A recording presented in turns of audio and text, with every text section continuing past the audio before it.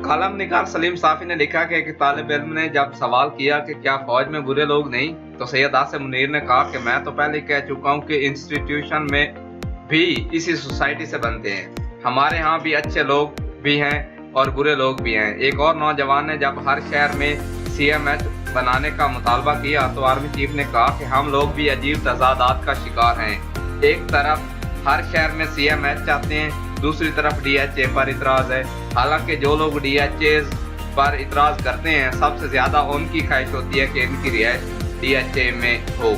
हम DHA वगैरह के लिए हुकूमत से कोई इजाफी फंड नहीं लेते, बल्कि हर साल अरबों रुपए का टैक्स देते हैं। एक सवाल पड़ोसी ममालिक के साथ खराब ताल्लुकात से मुतल्लिक किया गया तो इसके जवाब में आर्मी चीफ ने कहा कि परेशान होने की ज़रूरत नहीं। क्या ईरान से इसके सब पड़ोसी खुश हैं? क्या इंडिया से सब पड़ोसी खुश हैं?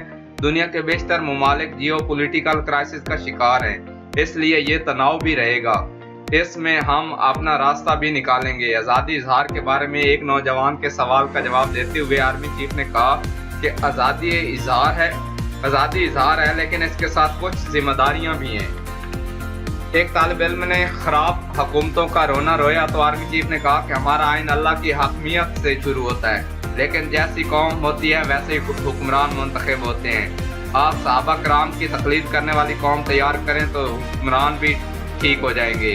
हमारा अलमिया ये है कि हम दूसरों को ठीक करते हैं लेकिन खुद ठीक नहीं होते। अगर हर शहरी अपने हिस्से की शमع जलाए तो ये मुल्क रोशन हो जाएगा। उन्होंने कहा कि गवर्नेंस जमीन पर की जाती है, वर्चुअल नहीं हो सकती। अभी 8 फरवरी को इलेक्शन हो रहे हैं, आपके पास इख्तियार है कि अच्छे लोग मुंतखब करें या बुरे लोग।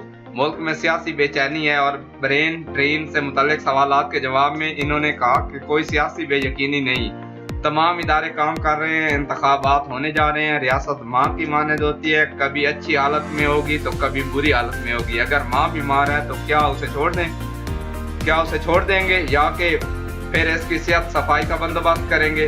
जो लोग पाकिस्तान छोड़ना चाहते हैं खुशी से छोड़ें, लेकिन फिर हमेशा के लिए छोड़ें। ऐसा नहीं होना चाहिए कि अच्छे वक्त में वो वापस आएँ और बुरे वक्त में पाकिस्तान छोड़ जाएं। फलस्तीन के ज़मन में जिहाद की फर्जियत के सवाल के जवाब में जनरल आसिम मुनीर ने कहा कि कताल का हुक्म सिर्फ रियासत दे सकती है। जब तक रियासत जिहाद का ऐलान ना करे किसी को तनहा बंदूक उठाने की ज़रूरत नहीं।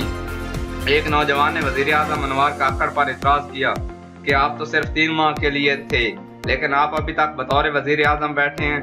तो वज़ीर आज़म की जगह आर्मी चीफ ने जवाब देते हुए कहा कि 90 दिन जिस आइन में है इसी आइन में मरदमशुमारी का भी जिक्र है। सियासतदानों की साबका हुकूमत ने जब नई मरदमशुमारी की मंजूरी दी तो उसके मुताबिक नई हल्का बंदियां कराना इलेक्शन कमीशन का फर्ज था, इसलिए निगरान हुकूमत का दुरानिया लंबा हो गया। एक और सवाल के जवाब में आर्मी चीफ ने कहा कि हुकूमत की तब्दीली आइनी तरीके से हुई है। PDM ने नंबर गेम में सबकत हासिल की तो हुकूमत तब्दील हुई। अब इसका ये मतलब नहीं कि पार्लिमानी अमल के जरिए निकाले जाने वाले सड़कों पर आए। 5 साल गवर्नेंस के लिए होते हैं, मिस गवर्नेंस के लिए नहीं। इंडिया में 10 मरतबा अदम एतमाद की तहरीकें पेश हुई। बरतानिया में कितने वज़ीर आज़म तब्दील हुए लेकिन कोई सड़कों पर नहीं आया। बदकिस्मती से हमारे नौजवान बाज़ औक़ात गैर आईनी इक़दामात को सपोर्ट करते हैं जो नहीं होना चाहिए।